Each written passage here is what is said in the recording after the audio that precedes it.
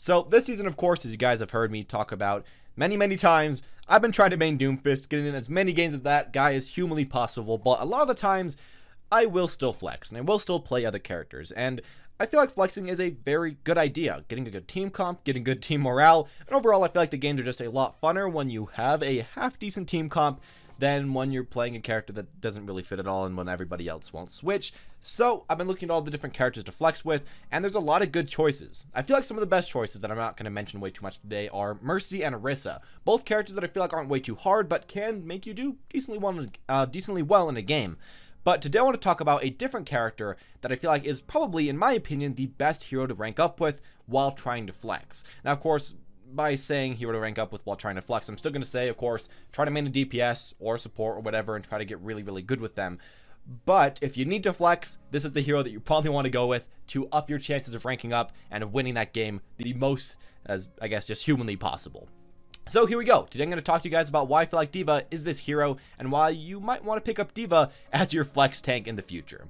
Now, the first thing, and I feel like one of the most important things and one of the most obvious things about picking a flex tank is picking one that's not really way too hard. And I'm going to say that D.Va isn't way too hard. You don't need a lot of time on her to do pretty well. In a lot of cases, as far as play rates and win rates, she's very similar to Mercy as far as time played. While it is, of course, beneficial to have a lot of time on this character, and while having more time will increase your accuracy, will increase the times that you know that you can get in the enemy backline and get kills, will increase a lot of stuff for you, I don't feel like she's way too difficult to play. I don't feel like any of the tanks really are, but D.Va is especially one that you can essentially just cookie cutter, know where to be, know when to defend, and do half decent with her. Isn't maybe the easiest tank in the entire game, but easy enough that you can pick her up and play her in a game in flex if you need to. Another thing that's really good about her in flex, though, that I feel this is probably one of the most important things, is that D.Va works really okay in almost all team comps, and that's something that I feel like is extremely important for a flex character, especially if you don't want to learn a ton of different characters while trying to flex. If you want to have just one tank when trying to flex, this is why D.Va is probably the best for you. She can go and fit into a dive comp. She can go and fit into a slow push comp. She can go and fit into a death ball comp. She can fit into most comps and counter most enemy team comps. And while she might not be the best at fitting into every single team comp and the best at countering every single team comp, she can work okay with all of them. And she can work okay with and against most DPS and with and against most supports in the game, and that's something that's very important because some tanks just simply don't work that great in certain team comps. But when you pick D.Va, you can flex with her with most comps and at least do fine, just because the huge amount of variety that her kit brings and just the damage, the protection, and just kind of how basic her kit is, it all adds up to a very good thing when talking about flexing with this character. Something that you should also keep in mind, though, when playing D.Va and when trying to flex with her, is that oftentimes when you're flexing, you feel like you can't really do too much in certain rounds. You feel like the enemy DPS is just much better than your DPS, and that you're just kind of screwed because, again, their players are better than yours, so what are you going to do? Well, the one thing that's really nice about D.Va is that if you can get even half decent as her, you can shut down the enemy DPS that's popping off almost 100%.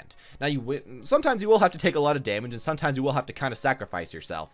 But if you can block a lot of their damage with your alternate fire, and then just tank a ton of damage with your armor and with your huge amount of health, if you stop the enemy DPS from popping off and make them waste all that time on you, your DPS, even if they aren't that great, will at least have a lot more time than the enemies to pull off something. And that's something you want to keep in mind. When you're flexing, increasing your teammates' chances of doing well or giving them the most amount of time humanly possible to do well is important, because you aren't really trying to think about how you can carry that game exactly, but how you can help your teammates that are playing the best heroes to carry that game. And D.Va is in a really good position to do that because she's just so freaking good at shutting down so many DPS, and even some tanks she can do pretty well versus. She can oftentimes dive a lot of the other tanks, get them to like half health, and then run away. That's pretty good as well.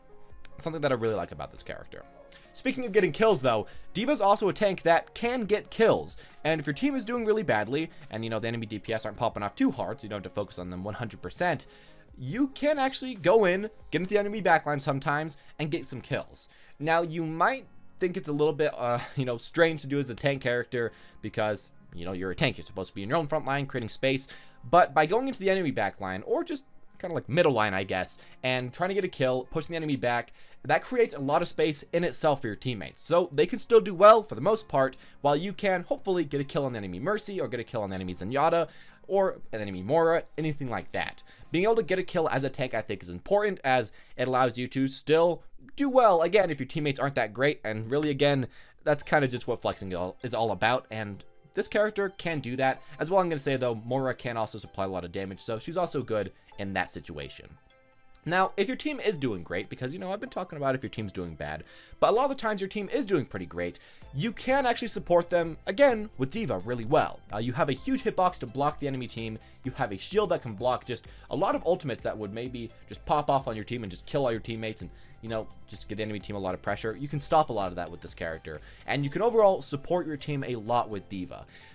I know that, you know, it's kind of obvious that if you're winning, it's good to have a character that can support your team, but I think a lot of people kind of underestimate that, because sometimes if you're playing D.Va compared to a different tank, maybe you could stop something that would steamroll your entire team. Let's say that the enemy team has a Zarya, maybe you could be the one that stops the Graviton, that stops all the enemy's momentum, and you stop the enemy at first point instead of getting grabbed while you're somebody like Zarya yourself, and your whole team gets grabbed, and then they push to second and third and fourth point because just all the momentum. Thinking about that and just stopping enemy momentum is something that D.Va is really good at, and that can win you a game in itself as well. Now, something else about competitive in particular that doesn't really work, I guess it does work, but isn't as important to esports, is that D.Va actually helps counter a lot of the very hard heroes to shut down in this game in competitive. Now, if you're playing esports, a lot of the heroes that are hard to shut down in competitive aren't that hard to shut down, and even when you get to top 500, they aren't really that hard as well. Those characters are like the Pharah Mercy combo, Widowmaker, Junkrat, a lot of these other heroes that can abuse high ground, get a lot of picks, and poke from pretty far range and be really hard to counter unless you have really just amazing aim compared to a lot of other players. Again, kind of like the top 500. But if you're D.Va, you don't really have to worry too much about your DPS pulling off that amazing aim and amazing play against the enemy Pharah Mercy. You yourself can jump up there, push them back, and stall for a lot of time. Especially against, though, characters like Widowmaker and Junkrat, I think it's even better because you can jump directly on them, block their main burst, and then either take them down or force them to back up again and again and again.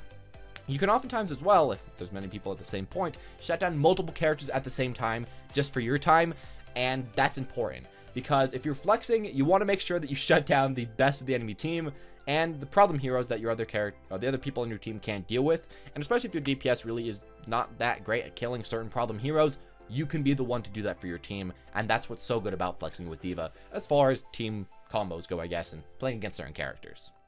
Speaking of combos, look at these great transitions. Very planned. Her ultimate, D.Va's ultimate, can combo really well with other heroes, and as far as competitive goes, and even esports and everything, comboing ultimates is pretty much the path to victory at a certain point. And even at lower elos, if your team is worse than the enemies, but you're better at coordinating your ultimates, you can still win, which is kind of awkward to think about, but it's true. D.Va works really well, of course, just about all of the other tanks, with Reinhardt, of course, because of his ultimate, with Zarya because of her ultimate, even with Orisa because she can pull them all together and sometimes pull them out of the enemy tank's shield. And if they don't have a shield, you know, that's even better for you. But you can combo this ultimate with a lot of other ults. And even if you can't get a kill with this ultimate, you can at least stall for a long time. Because your D.Va, you get onto the point, you take the 600 health plus all your armor, and then you ult, you get back into your mech, 600 more health that they have to get through. It's just overall just a nice ultimate that can stall for a lot of time, which helps a ton when you're just kind of hoping that one of your teammates will pop off. A really good example is Hanamura's second point. Or otherwise, just being able to get a lot of kills with it and combo it. That can really lead you to the path to victory. Shot calling is something that you can also do well with every tank in the game, but I just wanted to quickly mention that here. You can easily make shot calls with this character. You can engage, you can disengage, you can push off certain players from the map, you know. You can do a lot of different things. I mean, you can tell your teammates, hey guys, I'll focus on protecting us from the Widowmaker. You guys focus on everything else. You really just can be a great shot caller as most of the tanks because it doesn't take way too much attention, and D.Va is no different than all those other tanks. With D.Va, I guess something else that's also kind of important, though, that doesn't really work with all the other tanks, is that you can kind of mess up a little bit with D.Va. Sometimes you can overextend a little bit too far, and then you won't actually die. You can block a lot of damage with your defense matrix, and well, sometimes you will mess up and die. I feel like there's just quite a few second chances for this character. Even just her passive, which is, you know, when you kill the D.Va mech, she jumps out and has a chance to come back to life. I think that's just another time where you have a chance to mess up, but if you do mess up, you're not always going to be punished. While a lot of the other tank heroes, you're just immediately punished because you're immediately dead, or you can't block all that damage when you're so close to the enemies. That's something that's kind of nice to remember, is that you don't have to be perfect as this character, and there are just mistakes that you can make as her. Of course, you don't want to make those mistakes, but as a flex hero, that's a nice thing to just kind of keep in the back of your mind so then you aren't way too afraid about playing her.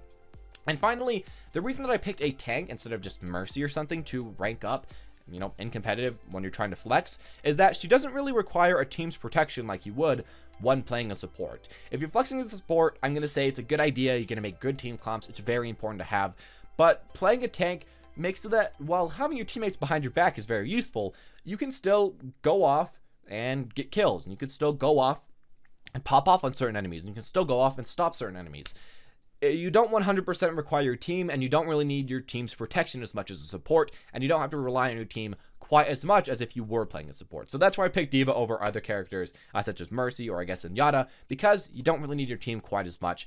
It's still important to try to have, and it's still important to try to shot call and get them on the right page, but if nothing's working out for you, I feel like D.Va can still really pull out a game in the end.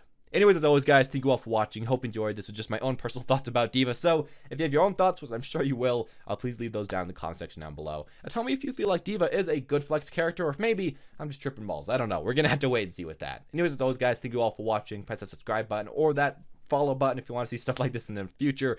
As always, guys, though, thank you all for watching, and have a wonderful day.